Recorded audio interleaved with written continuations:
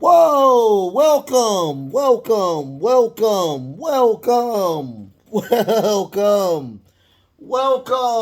to WrestleCram. This is your boy, the host with the most, but humble. And I do mean humble. The Nostra Novice, aka Derek, and I am here on a Saturday to give you the Money in the Bank review. Uh, Earlier today, I did my dirt sheet roundup. Go check that out. But right now, we are doing the pay per view of Money in the Bank. Before I do anything, I love you all. Thank you so very much for allowing me to just take up just a little bit of your time of the day. I'm going to continue to do this at the beginning because I love y'all so very much. Without y'all, it would not be me. And I truly mean this from the bottom of my heart. Thank y'all so much. And before you do anything, watch the show. Watch the show. If you like it, give me a thumbs up. If you want to do more, it's okay. It's okay. Go ahead and hit the subscription. I do not mind you doing subscriptions. It's fine with me. Trust me. It's okay. All right. If you want to do more than just the thumbs up and the subscription, go ahead, hit that notification bell. I do 5 core shows every single week. Every single week, you guys. This is not one of them because we do have a pay-per-view today, and I am reviewing it. I am also losing my voice. I don't know if I'm coming down. Hopefully, I'm not coming down with anything. Hopefully, I'm just straining it because I yelled a lot in this on this pay-per-view. This pay-per-view was really, really good. Really good. I only have a couple of gripes. We'll get to them. But I really enjoyed pretty much every second of this match. Hands down, the tag team match, the tag team unification match, that was pretty much the match of the night, you guys. It's a lock for that being the match of the night. Great match. But let's first get to I'm gonna do this for one whole year. So after the year, I'm gonna zero everything out when I do this. But as of right now, I am still over 500. I am 24-20 on my predictions as of right now. Today I split. It was 3 that my predictions were correct and 3 that I was wrong. Also, I did that on Thursday. So you can go watch that before you watch this if you're okay with that. I don't mind. Pause it. Go watch my prediction and you'll see what I predicted and see if I have it correct. First match was the Money in the Bank women's match, which was it was good. And then the reason why I wanted Shanti to win, but I did predict that Becky Lynch was going to win. Here's the thing. I wanted Shanti to win, but after the match, I reassessed the situation. Shanti is still very green, and I don't mean her uniform and her hair. She is still a greenhorn. And I mean, she had a lot of botches in the match. I mean, I think she did I think she did like a missile drop kick.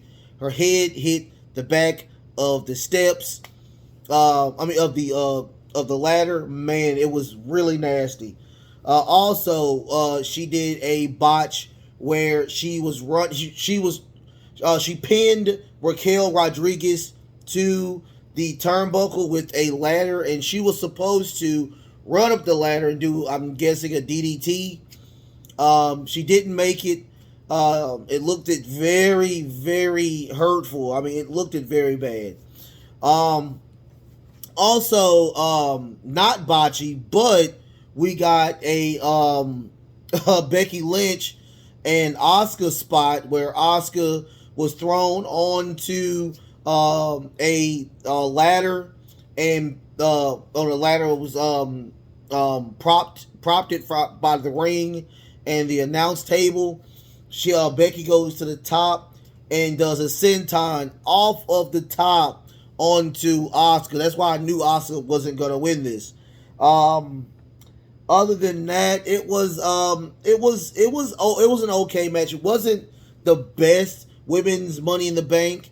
And I was truly surprised who won the match. Liv Morgan did win the match. The last spot I thought was pretty creative. I'm happy it went through. It was Becky Lynch and Liv Morgan. Becky grabs, they both are on separate ladders. Becky throws her ladder over, but Shanti catches the ropes and bounces back and knocks Becky's ladder over to grab the briefcase and win. When I tell you it was a really good, it was not a really good match, it was a good match. It was a good match. I enjoyed it. It was truly where it should have been on the card. I would have changed 2 spots on the card, but this one was the banger. It was a great intro into Money in the Bank, and I respect everything that was going to be. We know Roman Reigns was not going to be there, so I knew that the Money in the Bank men's match was going to be the main event, which makes perfect sense because Roman's not there. We have 2 women that are that are defending their belt, so I completely understand that. After that, we got the Theory versus Bobby Lashley match, which was a really great match. But, it was a good match. I keep saying really. No, it was a good match. I thought Theory was going to win because, he does have Vince McMahon in his pocket and upper management in his pocket as well. But Bobby is just so powerful. Bit by bit. Every single time that Theory attempted to try to get the upper hand, Bobby he said, "Nuh-uh, not today." Eventually, he did get some really good offense in. He attempted the A-Town down. Unfortunately, that didn't happen. Bobby attempted the spear, but that didn't happen as well. Theory, he tried to do that really crazy move where he runs you into the turnbuckle and you spin. He tried to do it a million times. That didn't happen. He grabbed the padding of the announcers area. He grabbed that. But eventually, he did put the Hurt Lock on Theory to win the United States belt. That is one that I thought that Theory was going to win. But I'm happy Bobby has another belt. I was looking at Steven Larson and the Enforcer. I was watching their feed on Twitch, and one of the people said something that was very awesome that I really liked. Let's have Bobby Lashley keep that belt until Survivor Series, and let's keep Gunther with that Intercontinental belt, and let's see what those 2 people can do at Survivor Series. I would love it to death. That might be the match of the night as well. So after that, we got and Bobby got his mouth bust open. So he was smiling, but it was really, really red Kool-Aid in his mouth. They did a interview with Liv Morgan. Liv Morgan was in tears. She was very happy. Even when she won, she was in tears. Very emotional. Her mom was in the show as well. Well, not in the show, but she was in the with the audience behind the commentators. So I kind of knew something was going to happen because if you look at my preview, I knew somebody was going to cash in on Ronda Rousey. They were not going to cash in on Bianca, not by a long shot. So Liv did say that she's going to celebrate. She's going to dance the night away. She just wants to, do her thing. After that, we got a match between Carmella and Bianca Belair. I love Carmella because she's a very beautiful woman and she's great on the mic. She's really, really good on the mic, you guys. I respect her times 12. Yes, I did say this a million times. Her credentials speaks for themselves. She's a two-time Money in the Bank winner, and she also is a SmackDown Women's World Champion. But you're facing the face of the women's division, the entire women's division, Bianca Belair. It was a decent. I mean, to me, I thought it was more of a job match because Carmella got some offense in, a little bit of offense in. She did a really nice. It was an inverted kind of vice grip or whatnot. She did some nice super kicks, but I mean, pretty much everything that Carmella threw at Bianca Belair was just reverse, pick up, slam. Reverse, pick up, and slam. Reverse, huge pickup, slam. It was just that bad. But at the end, Carmella did a nice right to the face of Bianca, making her completely upset, putting her in the KOD. 1, 2, 3 match is Bianca Belair. She celebrates. She gets on the top rope, but behind her was Carmella. She attacks Carmella a million times over, beating her left and right. She leaves. She says Mella's money all day, and that was the end of the match. That was it. The match was just like that. It was more or less of a jobber match. I knew that Carmella was not gonna win this, not by a long shot. Whoever gets that belt will be Rhea Ripley. Rhea is gonna get that belt off of her on SummerSlam. That's the only person I can think of that could truly get that belt off of her. After that, we got a Logan Paul promo. Once again, I did do a video on my Dirt Sheet Roundup. He was the last one. Logan Paul signed a multi-year deal with the WWE, and the only thing that they said about the promo was that Logan Paul does not want to be the Miz's partner. He wants to challenge the Miz, and I think it's going to be at SummerSlam. We will get the response from the Miz not tomorrow, because I think today thought they was Sunday.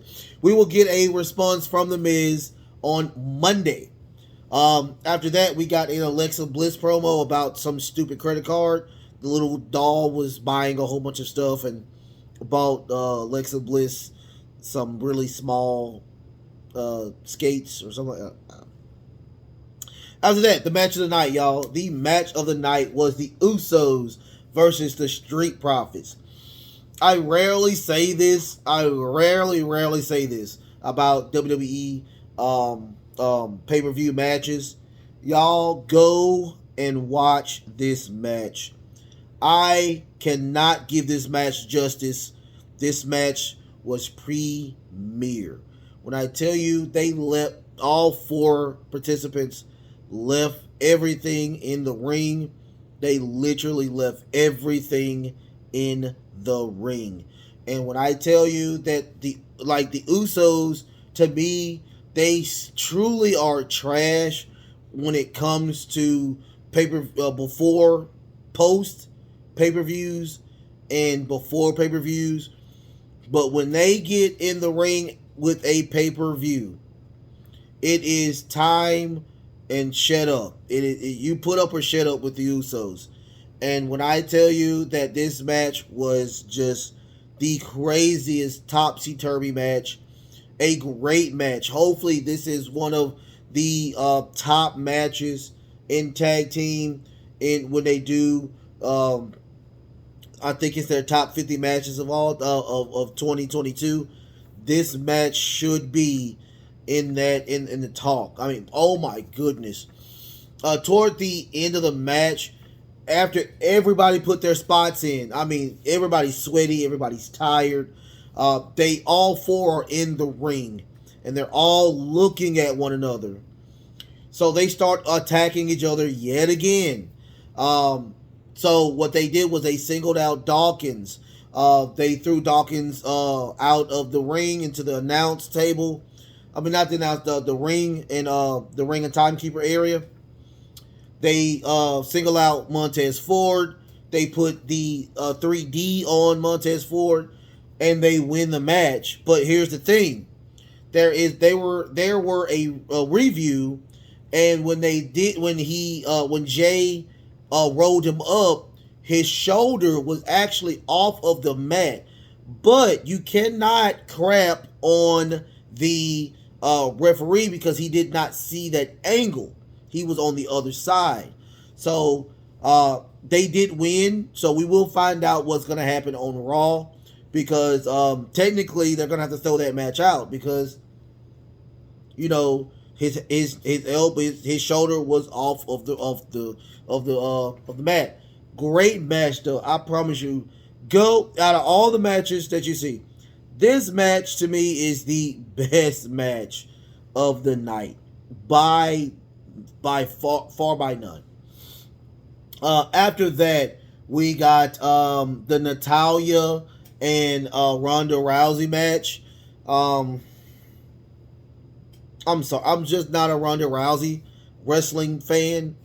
Just like Shafir on AEW, not a fan of that. It just doesn't gel with a actual traditional style wrestler.